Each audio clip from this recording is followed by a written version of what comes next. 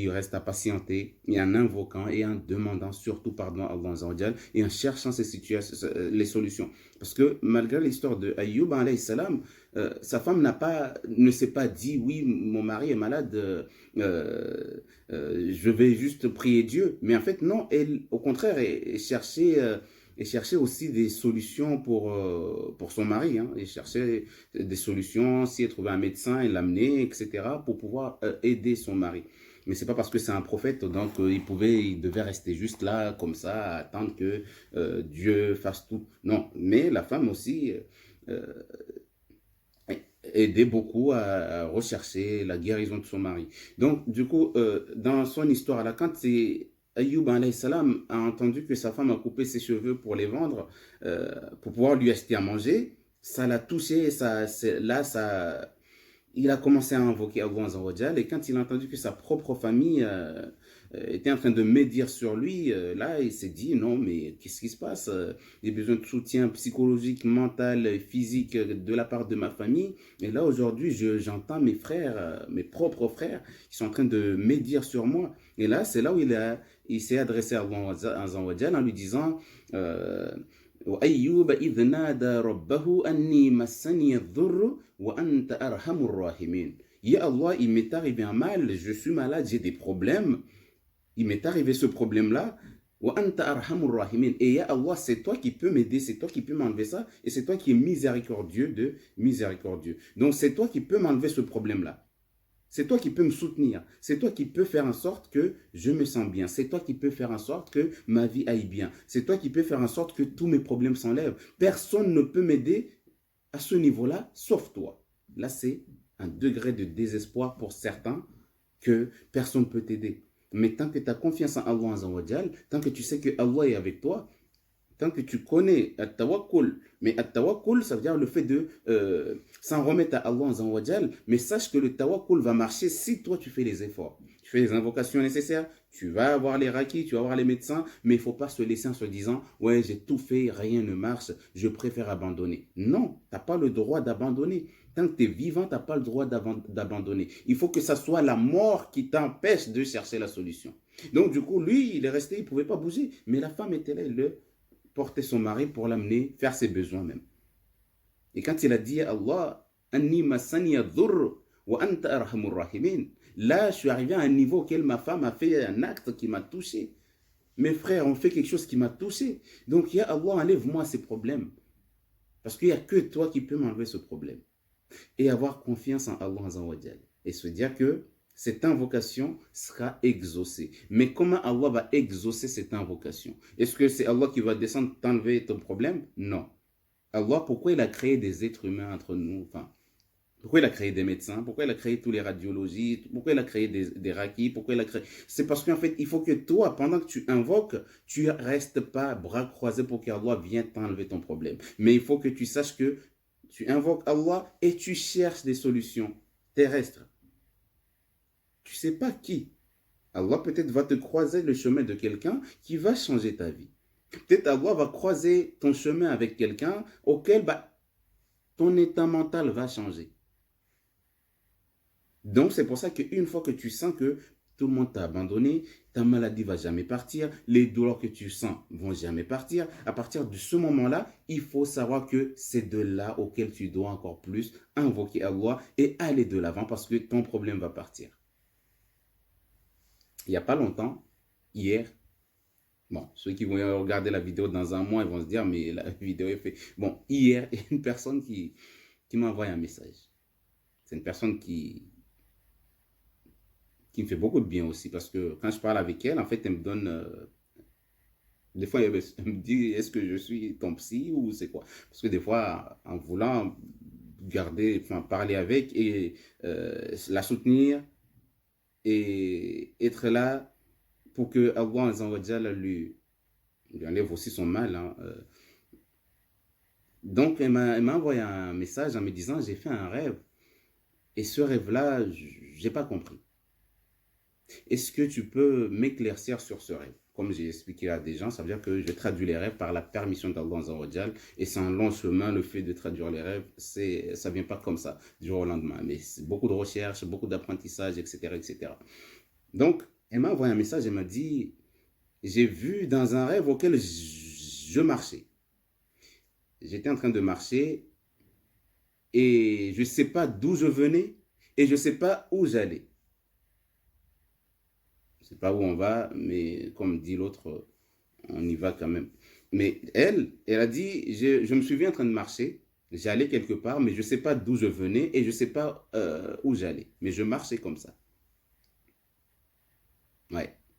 Donc, ce rêve-là, les gens vont le voir comme ça, ils vont dire, bon, bah, c'est juste un rêve, c'est rien. Mais en fait, non. En fait, on est en train d'expliquer à la personne que, en fait, tu étais dans un état où là, tout de suite, tu es dans un état auquel toi-même, tu ne sais pas comment faire pour t'en sortir. Donc, ça va nous ramener sur l'histoire de Ayyub, alayhi salam. Arrivé à un point de non-retour, ni tu sais où, ni où aller, ni pour trouver la solution. Donc, du coup, son rêve, il disait, je me suis bien en train de marcher, je ne sais pas d'où je venais et je ne sais pas où j'allais. C'était comme ça, je marchais. Mais qu'est-ce qui s'est passé au niveau de mon chemin? J'ai trouvé quelqu'un qui enseigne le Coran. J'ai trouvé quelqu'un qui est déjà mort. Hein. J'ai trouvé quelqu'un qui était un imam. Pour nous, on va dire imam parce que chez nous, là-bas, une personne qui enseigne le Coran ou qui, nous, on nous dit fondi, ça veut dire que c'est quelqu'un qui, un enseignant du coranique.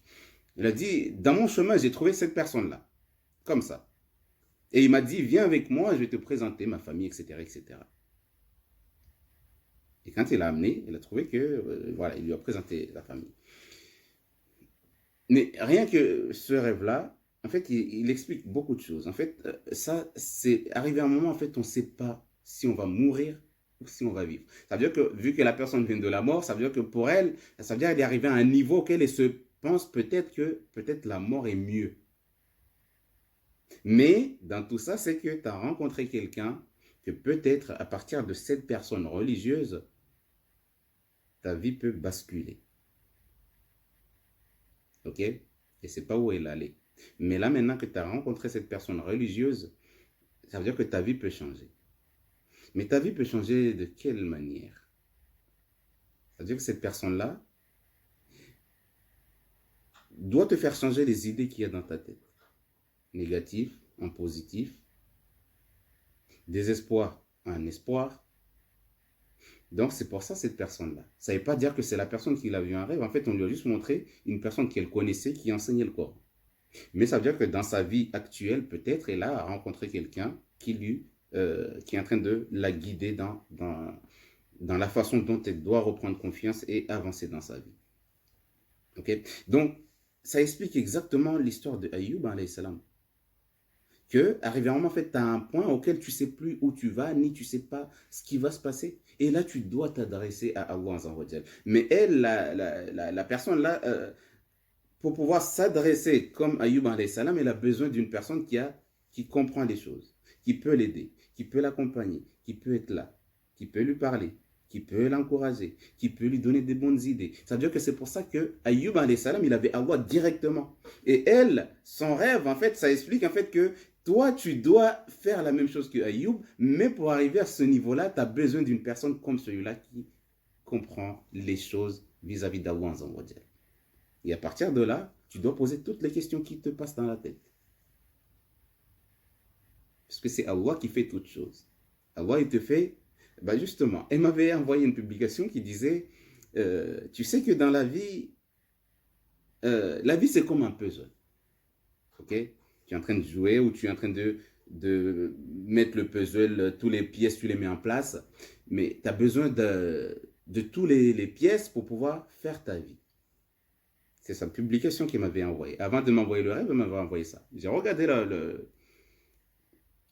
le message, je me suis dit, mais la vie c'est un puzzle, c'est vrai.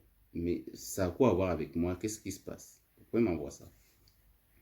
Mais en fait, après, elle m'a expliqué, elle m'a dit que tu sais que peut-être que moi, dans ma vie, il me manquait quelque chose. C'est elle-même qui m'a raconté là. Elle a dit, tu sais que peut-être dans ma vie, j'avais besoin de quelqu'un comme toi, ou toi, tu avais besoin de quelqu'un comme moi, pour pouvoir compléter en fait ton avancement dans ta vie. Ou peut-être moi, j'ai besoin d'une personne comme toi pour pouvoir en fait compléter mon puzzle. Et là maintenant, quelques jours plus tard, elle voit ce rêve-là. Que voilà, tu parles d'un point que tu ne sais pas où est le point, Tu pars de l'infini pour aller à l'infini. Et au milieu, tu croises quelqu'un en fait qui peut t'aider à aller dans Ayyub alayhi salam. Le moment auquel tu peux changer, ta vie peut basculer, ta vie peut changer. C'est pour ça que dans la vie, c'est vrai que toute personne que tu croises, soit il t'apporte un bien, ou soit il t'apporte un bien. Mais il faut creuser à trouver le bien et le bien. Ok? C'est comme beaucoup de gens qui ont vu les vidéos que je fais. Il y en a qui sont chrétiens, hein, je ne dis pas qu'il y a que des musulmans. Il y en a qui sont chrétiens, mais tellement ils ont cherché partout, ils n'ont pas de solution. Ils font quoi maintenant? Ben, il vient aussi regarder les vidéos. Peut-être quelqu'un en islam, il peut m'aider. Mais pendant la maladie, on ne pense pas que là, c'est un, je sais pas quoi, ou c'est un musulman, c'est un chrétien. Tant qu'une personne a une solution pour toi, prends la solution et regarde cette solution. Est-ce que ça peut t'aider dans ta vie? Est-ce que c'est possible que tu utilises cette solution sans que ça soit mauvais pour toi? Et après, tu prends cette solution et tu avances. C'est comme ça comment il faut faire les choses. C'est comme ça comment il faut comprendre le puzzle de cette jeune personne qui...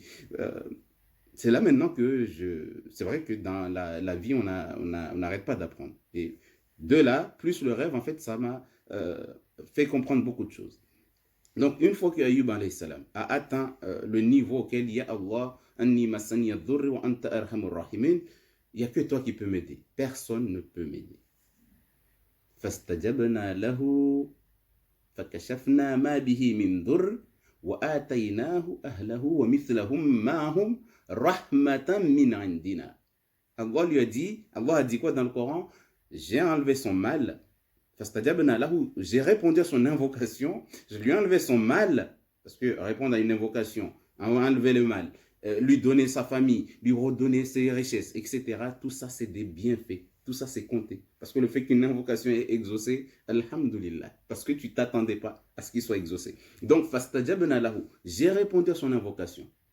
Une fois que j'ai répondu à son invocation, je lui ai rajouté quoi? Parce que déjà, le fait que Allah réponde à ton invocation, c'est déjà une miséricorde. Parce que les gens disent, ouais, Allah répond à mes invocations, c'est très bien. Mais sache que si juste le fait d'accepter ton invocation, c'est déjà une miséricorde. Tu ne t'attendais pas. Et si, en plus de ça, tu as rajouté quelque chose de ce que tu as demandé, c'est une deuxième chose. C'est une deuxième miséricorde. C'est pour ça quand il a dit, Rabbi وأيوب إذ نادى ربه أني مسني الضر وأنت أرحم الراحمين. D'accord? Ça veut dire que tu fais miséricorde tout le temps, tout le temps, tout le temps aux gens. Ok? Ça veut pas dire que tu le fais qu'une fois. Donc, fastajabna. 1. J'ai répondu à son invocation. Mais est-ce que, quand on lui a dit, je vais te répondre, est-ce qu'il savait ce qui allait venir après? Non. Surprise. Allah Azza wa Jal, sa miséricorde est infinie. Il peut te donner ce qu'il veut. Tu as demandé à avoir du travail, bah, il t'a donné une entreprise. C'est à toi. Tu vas dire quoi? Tu as demandé à avoir un enfant, tu as eu des jumeaux. Tu vas dire quoi? Ça veut dire que ton invocation est exaucée. Et après, il t'a fait une double, une triple miséricorde auquel bah, toi-même, tu ne t'attendais pas à ce que cette invocation soit exaucée comme ça.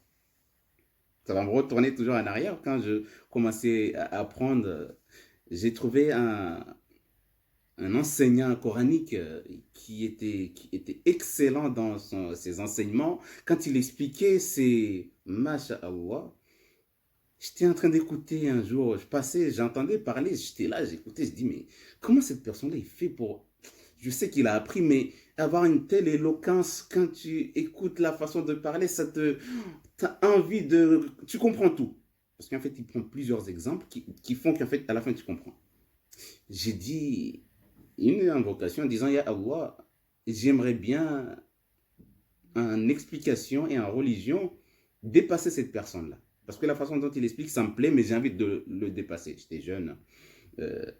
Et là, je me suis retrouvé à apprendre des choses comme ça et à apprendre partout, à lire partout. Partout, j'entends des choses, j'apprends sans arrêt. Et quand j'explique, en fait, c'est là où je dis Alhamdulillah, Rabbil Alamin. En fait, parce que l'invocation, c'est vrai, elle était exaucée parce que moi, dans ma tête, c'était juste une chose que je voulais. Mais en fait, après, ça a ouvert plein de portes que je ne m'attendais même pas.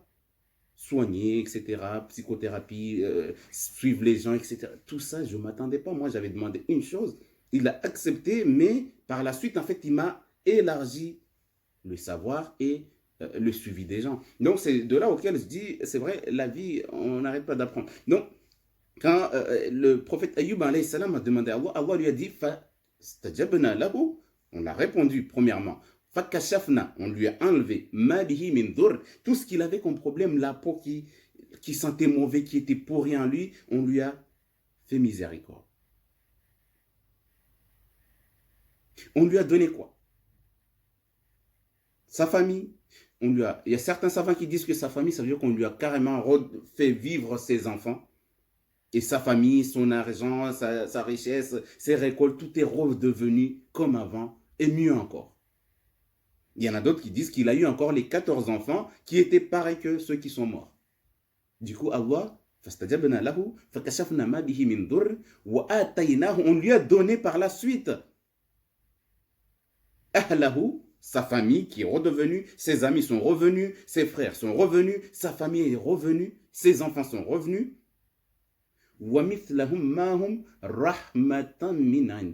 C'est une miséricorde d'Allah.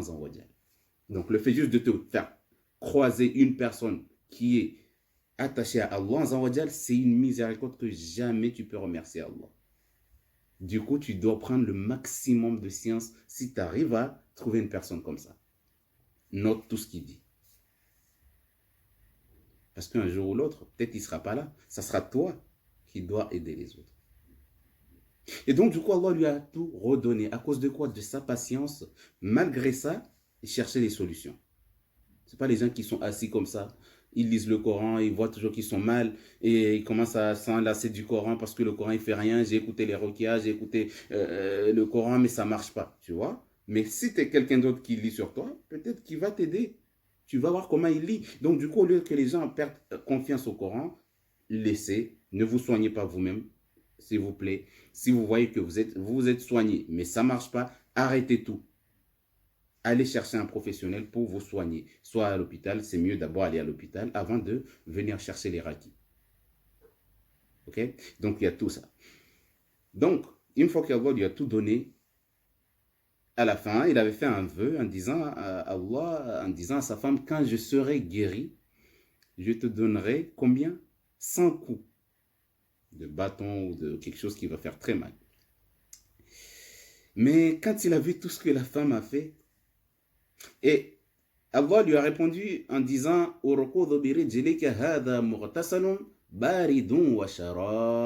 ça c'est un verset que nous on doit même le boire.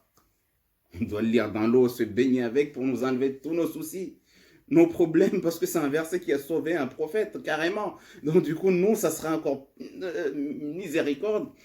Du coup, c'est un verset auquel il faut, les deux versets que j'ai récités, plus celui-là. Allah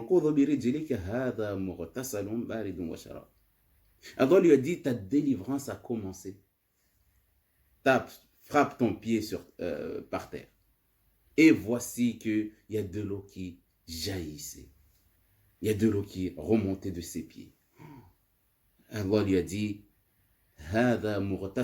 tu prends cette eau-là qui monte de tes pieds et tu te laves avec pour enlever tous tes problèmes corporels. Washarab, et bois aussi de cette eau-là, ça va enlever tous les problèmes internes. C'est un prophète, on lui a dit de prendre l'eau coranisée, bénie. Nous aujourd'hui c'est de l'eau coranisée qu'on va faire. Bois cette eau et lave-toi, tes problèmes vont partir. Et il a commencé à faire ça, il voit tout, son corps qui redevient normal, ses problèmes sont enlevés au bout de 18 ans. Voilà. Mais il n'a pas lâché l'affaire. Il cherchait des solutions. Et donc, du coup, quand il est guéri, il est venu s'asseoir, sa femme. Parce que là, en fait, ce qui s'est passé, c'est qu'il voulait aller chercher ça. Il voulait aller aux toilettes, faire ses besoins, mais il ne trouvait pas sa femme. Il appelle partout, sa femme n'est pas à la maison. Il doit aller faire ses besoins.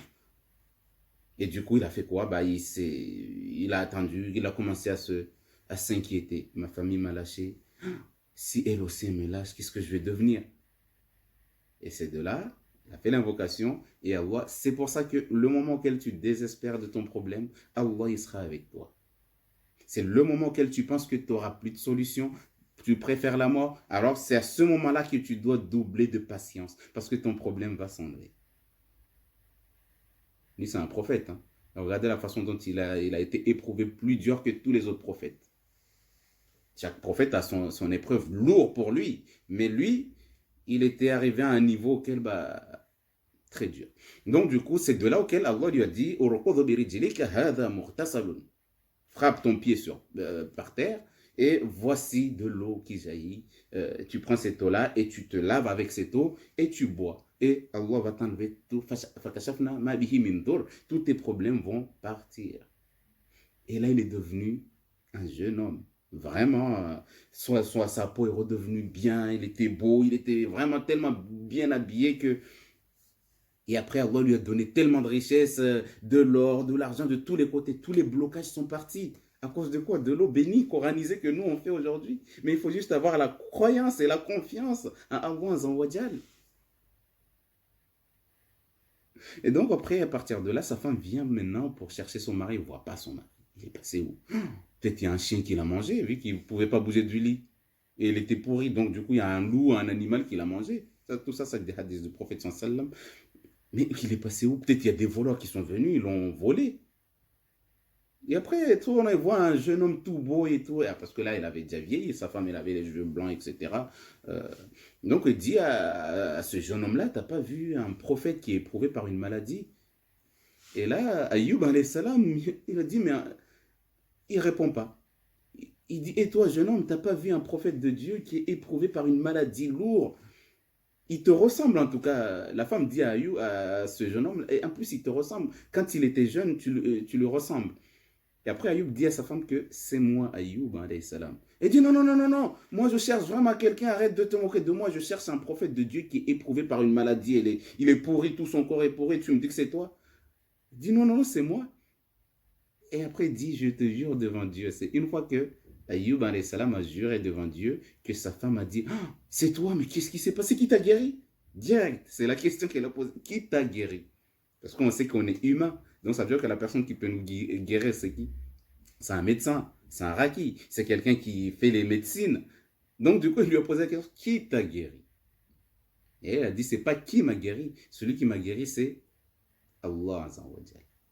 Il lui a raconté ce qui s'est passé. Du coup, après, Ayoub a invoqué Allah. Ya Allah, vu que tu m'as rendu jeune, avec mes muscles, avec mon étant beau gosse, etc.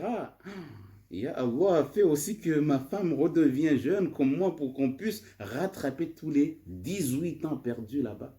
Et donc, Allah lui a répondu et sa femme aussi est redevenue très belle, jeune, etc. etc.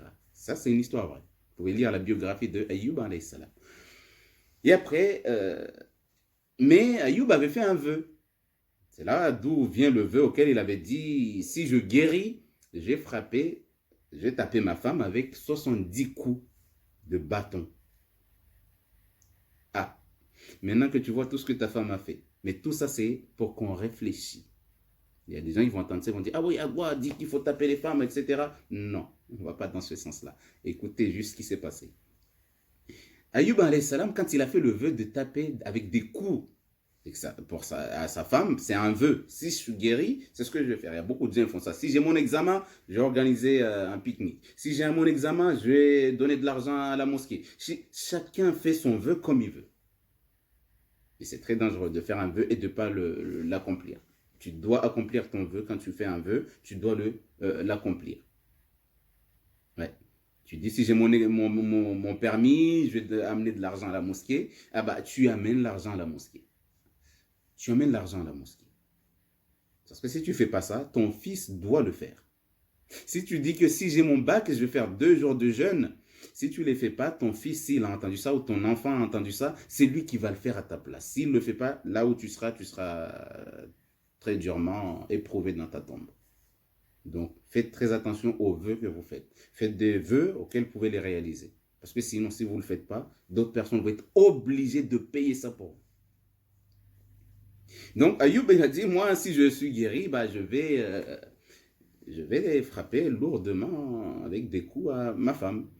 Et là, une fois que la femme a fait tout ça pendant 18 ans, elle était près de toi, te soutenait. Quand il a vu ça maintenant, il lui a dit, hé, mec, qu'est-ce que tu vas faire aujourd'hui?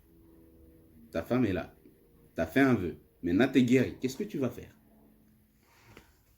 il a commencé à paniquer. Oh là là, qu'est-ce que je vais faire? Qu'est-ce que je peux faire maintenant pour ce vœu? Pourquoi j'ai laissé ce vœu, etc.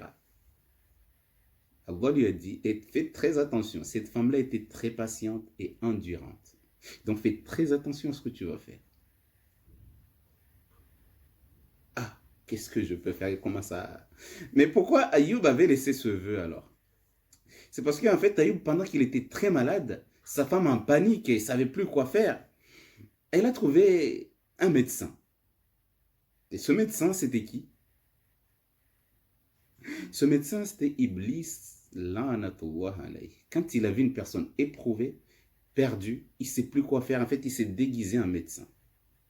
Il est venu trouver la femme de Ayoub. Il lui a dit, je suis un grand médecin, je te donne certains médicaments pour pouvoir aller guérir ton mari. Et la femme de Ayoub, tellement elle veut que son mari guérisse, du coup elle a accepté, mais elle ne savait pas que c'était Iblis. C'est une fois arrivé à la maison que Ayoub salam a su que ce médicament vient de Iblis. C'est pour ça que les gens qui ont de l'eau bizarre, qui vient des marabouts, qui vient des charlatans, ils boivent ça, ils ne savent même pas d'où vient cette eau, ils boivent quand même. Baigne-toi ça avec ça, va faire baigner ça à tes enfants. Tu ne sais pas d'où vient cette eau, s'il vous plaît, ne buvez pas cette eau. Ayoub, quand il a vu ça, il a arrêté. Il a dit à sa femme, c'est de là auquel il est tellement, quand il a vu cette action, ça l'a tellement touché, il a dit, ah non, non, non, toi, quand je serai guéri, bah, tu vas voir ce que je vais faire de toi, je vais te donner des coups. Et donc, une fois guéri, il faut réaliser le vœu, il a pitié de sa femme, il ne sait pas comment faire, et c'est de là auquel Allah lui a dit, fais très attention à ce que tu fais. Parce que cette femme était vraiment courageuse, et elle a patienté, et elle était tout le temps en train de demander pardon à Allah Azawajal. Comme quoi le pardon guérit.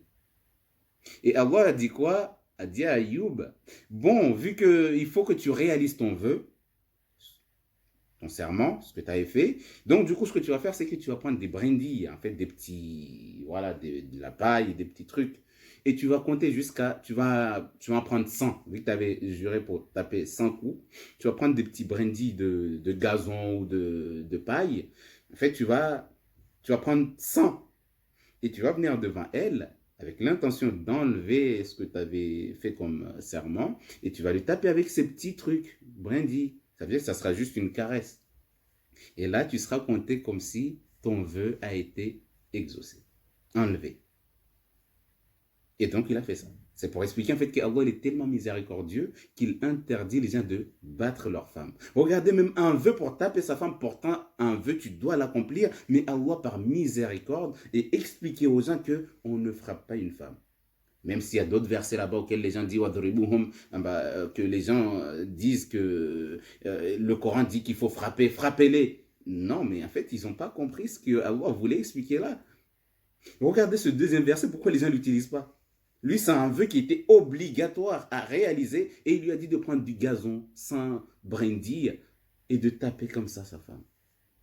En fait, c'était pour montrer l'amour qu'il avait envers sa femme. Et la reconnaissance, Allah lui-même, en fait, a reconnu que cette femme-là était exceptionnelle. Donc, à la fin, Allah lui a rendu tout ça. Il lui a donné de l'or, de l'argent, plein de choses. Celui qui veut connaître l'histoire, il peut lire la biographie de le prophète Ayoub, alayhi salam, Inch'Allah ta'ala. Pourquoi? Il a patienté et il a cherché des solutions vers Allah, vers les gens de science. Et Allah lui a enlevé sa maladie et tous les blocages qu'il avait en lui, argent, matériel, famille, enfants, tout était mort, parti, bloqué. Il n'avait plus rien. Dès qu'ils sont morts, il n'a plus eu d'enfants, c'est fini. Blocage d'enfants, blocage de mariage parce que la femme était là mais ne pouvait pas consommer parce qu'il était malade.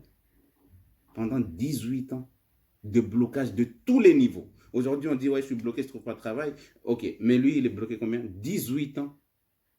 Toi, aujourd'hui, tu te dis, ouais, j'arrive pas à avoir d'enfants. Ça fait déjà 2 ans qu'on est mariés, j'ai pas d'enfants. Lui, il est bloqué avec sa femme, plus d'enfants, pendant 18 ans.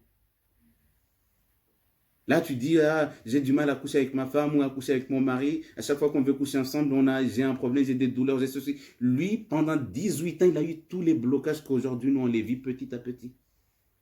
Il a patienté. Les blocages mélangés. Tout ce que toi, tu vis par les sorciers, les sorcelleries, lui, il les a vécu pendant 18 ans. À la fin, on lui a dit, prends de l'eau bénie, lave-toi et bois, et tous tes problèmes vont partir. C'est pour ça que quand on a un raki, je dis les rakis professionnels, qui te donnent de l'eau coranisée, ils savent exactement pourquoi ils te donnent l'eau coranisée. Ça se peut que quand tu as bu ça, bon, il y a des problèmes qui vont partir, il y en a qui vont persister. Tu peux retourner le voir. Si tu vois qu'il ne peut pas, voilà, ça a dépassé sa science, va voir quelqu'un d'autre. Peut-être que lui, il a une autre science parce qu'on n'est pas tous pareils. Il y a un raki, les rakis, la plupart du temps, ils vont faire quoi? Ton problème est comme ça, il va faire le diagnostic, il va lire sur toi. Ok, c'est sa science, il est arrêté à là. Mais il y a d'autres personnes, en fait, qui ont la requia, comme moi qui ai la requia, et qui a aussi la psychothérapie, qui a aussi le suivi derrière, qui a aussi... En fait, c'est vraiment... À chaque fois que tu vois quelqu'un avec une science, il y a une personne qui le dépasse. Donc ne te dis jamais que j'ai fait déjà avec le Coran, ça n'a pas marché. Qu'est-ce que tu vas faire alors? Si le Coran ne marche pas, personne ne peut t'aider. Et s'il y a quelqu'un qui t'aide et que c'est de côté de Iblis, ça veut dire que tu seras maudit et tu seras le jour du jugement dernier parmi les perdants.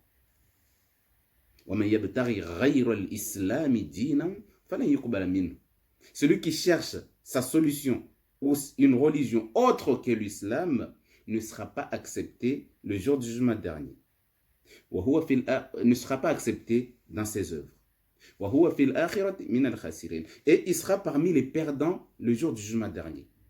Parce que comme j'ai expliqué avant-hier, là, il y a une personne qui était venue, mais qui n'était pas musulman, que l'islam, il y a eu la Torah, il y a eu la Bible. Après, le Coran, il est venu un dernier.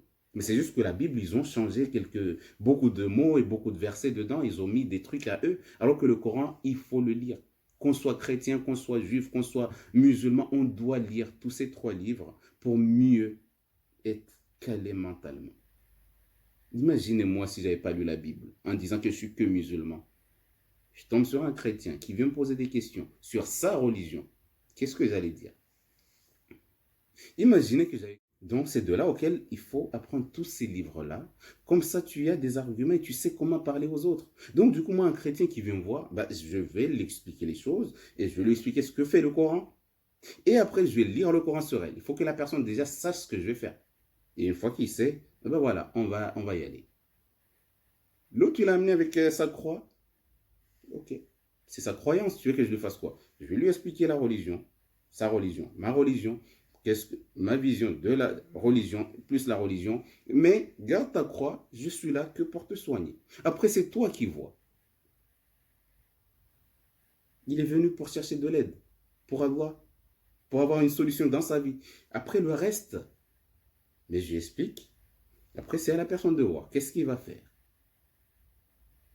Va lire tel verset, va utiliser tel verset. Pourquoi je t'ai dit d'aller lire la sourate Mariam? Pourquoi je te dis? Parce que je sais qui tu es.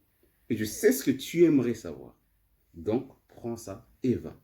Et je ne vais pas lui dire, enlève ta croix, va la cacher. Mais pourquoi? Tu fais ça, déjà, tu lui fais perdre confiance en toi. Il a peur. Il y a beaucoup de gens qui viennent me voir, c'est même pas que des musulmans. Il y en a qui sont athées, il y en a qui sont musulmans, il y en a qui sont chrétiens, il y en a qui sont de toutes sortes. Mais tous ces gens-là, ils viennent vers toi parce qu'ils ont besoin d'une chose. Après, c'est à toi de voir. Ok? Donc, on va s'arrêter là pour aujourd'hui. On se verra, Inch'Allah ta'ala. Subhanakallahumma bihamdik. Nashhadu an la ilaha illa anta astaghfiruka wa atubu ilayk. Subhana rabbika rabbil izzati amma yasifun. Wa salamun ala al-mursalin. Walhamdulillahi rabbil alamin. Wassalamu alaikum wa rahmatullahi wa barakatuh.